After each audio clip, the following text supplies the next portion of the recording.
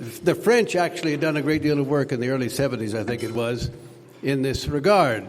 But an American scientist, an American doctor, followed up on their work and made the final link and coined the phrase fetal alcohol syndrome. And he is here tonight. Ladies and gentlemen, let's stand for Dr. Kenneth Jones. Please. Please. I'm going to reflect a little bit here. I really appreciate everything everybody's saying here, but I just want you to know, about 2 years ago, I spent the first 2 weeks of September in Eastern Europe, and my goal to be over there was to give some talks on the fetal alcohol syndrome and allegedly to educate people. Gotcha. To educate people about the fetal alcohol syndrome. And on September 9th, 2013, I was walking across the street in Poland, and suddenly bells started ringing all over the city. And I turned to the person who was walking next to me and I said, "What's going on?" And she said, "How could you not know?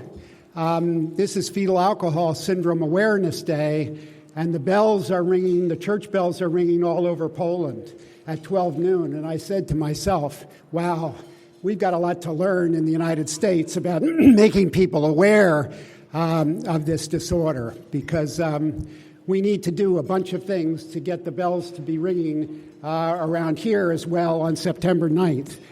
So the fact that we are here in the French embassy tonight is not lost on me, because as Sam just indicated, 5 years before David Smith and I at the University of Washington published our first paper on the fetal alcohol syndrome, a pediatrician named Paul Lemoine in France described this disorder or something very similar to it in a group of children. And I wrote Paul Lemoine, and I'll read you his letter back to me.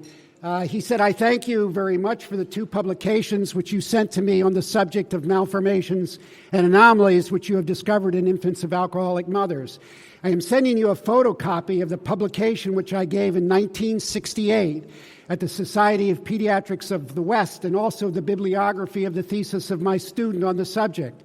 Your publications have very much interested me because they point out exactly the same anomalies which we observed in a number of cases. But these facts are again presently barely admitted by my colleagues in France, which very much astonishes me. I know well that I live in an area that is unhappily very affected by alcoholism. Kindness, personal regards, Paul Lemoine." So unfortunately, as you see, this issue is ubiquitous throughout the world, this issue of lack of awareness and recognition of this disorder. And we really, really need to do something to make people aware of this disorder. We need to make people aware of the fact that this is a common disorder. This disorder is as common, it's more common than autism, for example, which everybody hears all about. It occurs in greater than 2% of all babies born in the United States today.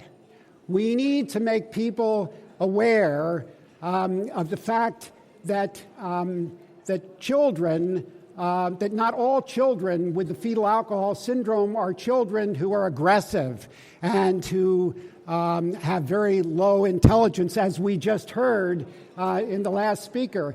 And we need to make people aware of the fact that all women who drink alcohol during their pregnancy are not poor women. They're not women who are down and out. They're not women who are of low socioeconomic status. The majority of women who drink alcohol during their pregnancy today are educated women who are white and from upper socioeconomic status. So we need to make people aware of these issues, and then maybe we can get to the point where the bells ring here in Washington, D.C., and San Diego, California, and throughout the rest of this country. Now, before I finish, I want to end by saying something about NOFAS, which is really an incredible organization. We who are doing research on this disorder are spending huge amounts of time. We're focused on very specific issues: zebrafish, mice, cells or cell cultures and a variety of other things. And it's great to do this research, and it's great that all of the incredible things that are occurring are occurring. But the research means nothing if it can't get out to the public. And that's what NOFAS does. They get this information out to the public and make people aware of this disorder so these bells will ring again here in the U.S. Thanks very much.